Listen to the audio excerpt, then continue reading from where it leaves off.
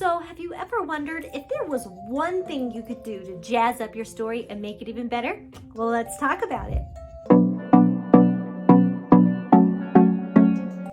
Hey, I'm author Cassie. Welcome to my channel. Today we wanted to talk about what you could do to make your story just a little bit better. Give it some jazz, some pizzazz, something that just makes your story a little bit brighter. So the question is, what can I do to make my story better by just one thing? Well, that is simple because there's always a simple answer when there's only one thing that you can do, and that is to make it messy. And I'm not talking about messy grammar, and I'm not talking about making it, messy looking on the page with letters going everywhere or anything like that. No, what I'm talking about is let everything go bad. Let everything go wrong. Let there seem so many things left and right that your main characters are like, I don't know if I can handle anymore. Just let it get messy. What we don't want is a story where it's really easy, where this is what they need to do and then they go and do it, and it might have something that's sort of hard, but they still just go and do it, and then they just go and do the next thing, and they just do the next thing. Make us wonder if they're going to make it. Make us wonder if they're going to get the next thing. That's it. That's plain and simple.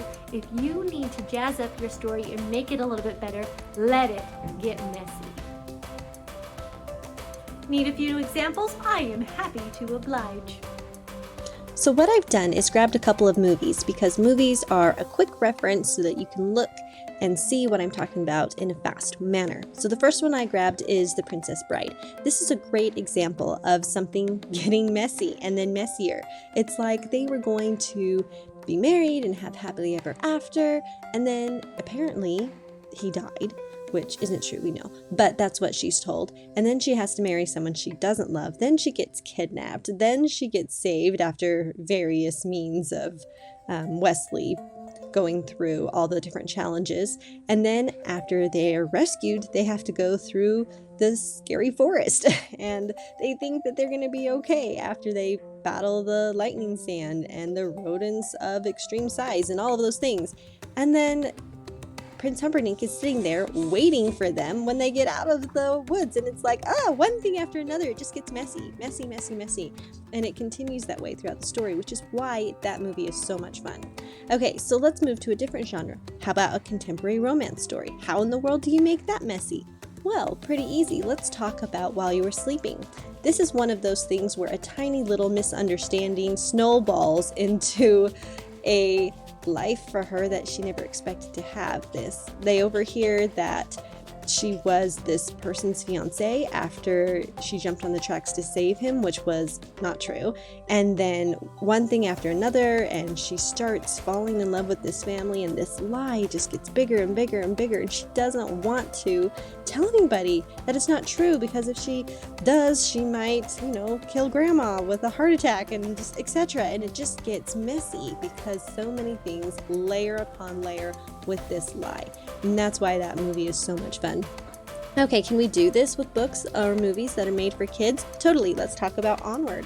Onward is one of those things where they were going to do something simple, talk to their dad, and then they end up going on this big adventure where one thing after another happens.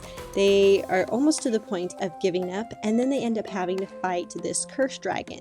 And it is just so much fun, but if you start looking at the story, you see how it gets messier and messier and messier, and one thing after another goes against them, and that's why it is so much fun. Let's jump over to Infinity War. I love this movie because it already has a ton of conflict, and you think, well, we've kind of maxed out our conflict, we're good. However, then you have Thor, who has to go and find an axe or a hammer of something, and they go, and instead of driving up and going to the forge and just getting what they need right away, the forge is closed. The star is shut. The one person who can help them has his hands bound, and there's no way they are going to do this unless Thor pretty much sacrifices his life to be able to get this hammer. And of course, after all of that, and he's pretty much dying, there's no handle. And so it gets messier, and there's layers and layers upon all of these things to make these stories interesting. So if you start thinking about it, think about what you can do to make them more interesting and a little bit more messy, as I say.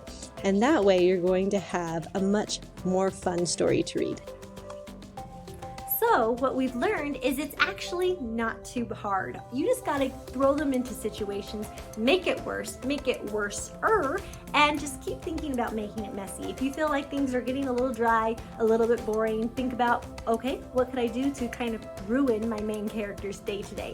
And make sure that it has something to do with the plot, something to do with their goal, and something that will just really, make it a sad day for them. And if so, then you're making it messy, and then you're making your book that much better.